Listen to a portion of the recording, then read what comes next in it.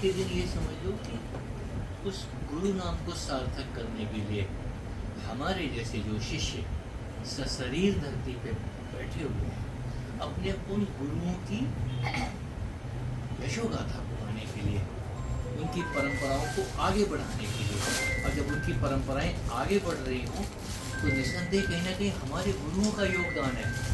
हम उसमें क्या कर रहे हैं, ये सारा का सारा आशीर्वाद जो कुछ भी हम आज कह पा रहे हैं, ये सब का सब उन्हीं का दिया हुआ है, उन्हीं का प्रसाद है, और उन्हीं की वाणी को हम आगे बढ़ा रहे हैं, और सदा ही युगों तक ये वाणी चलती आ रही है, आगे भी यूं ही चलती रहे, ऐसी शुभकामनाएं देते हैं हम उन सभी को जो हमसे उम्र में छोटे हैं और बहुत आगे निकल गए हैं, और जो कह नहीं पा रहे हैं, जो बोल नहीं पा रहे हैं, वो कालांतर में जो ज्ञान अंदर उनके उपज रहा है वो एक दिन मुंह फाड़ के बाहर निकलेगा। हर गुरु का शिष्य उस दिन अपने आप को धन्य समझता है जिस दिन देखता है कि मेरा गुरु तो मेरे अंदर से बोल रहा है। मैं तो सोचता था कि गुरु जी चले गए, तो पता चला गुरु तो कहीं नहीं गए, गुरु कहीं जाता नहीं है। जब पता चलता है कि वाणी मेरी नहीं है, जो ज्ञान मेरे अंदर से फूट रहा है, वो ज्ञान तो मेरे गुरु का दिया हुआ है।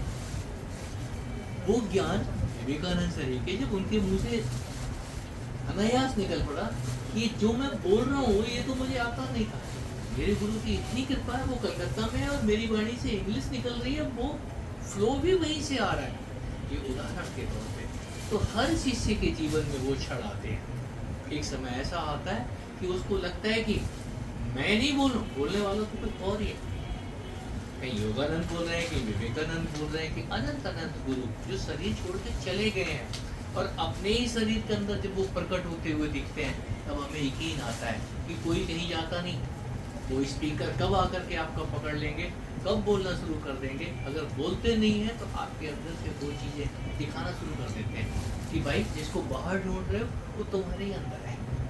और उसके लिए आज का दिन शुक्राना करने का, उन गुरुओं के प्रति आभार जो हमारे लिए अदृश्य रूप से अनंत अनंत रूपों में आशीर्वाद बरसाते हैं, और सदा इस दिन की आकांक्षा करते हैं कि आज का दिन हम उन गुरुओं को याद करें जो हमसे आगे चले गए। तो आज की भेंट सारी उन समस्त गुरुओं के लिए, गुरुजनों के लिए जिनके हम नाम नहीं जानते हैं, लेकिन फिर भी उनकी वाणियों से हम लाभान्वित होते हैं, उनके मार्गदर्शन से अपने आप को अनुग्रहित करते हैं, और अनुग्रहित करते रहें, उनके आशीर्वाद हमें सदा मिलता रहे। हम चाहे किसी भी रूप में हों, वो सदा हमारे अग्रज हैं, सदा ही हमारे से नीचे रहें, आसन में रहें, और हम सदा उनको नतमस्तक करके प्रणाम करते रहें।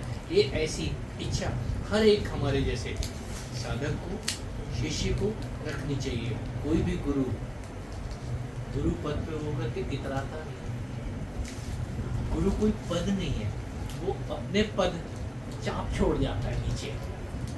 अगर गुरु ना होता तो ये शिष्य ना होता, और शिष्य ना होता तो फिर गुरु अकेला क्या करता। ये श्रृंखला चलती है, चलती रहनी चाहिए।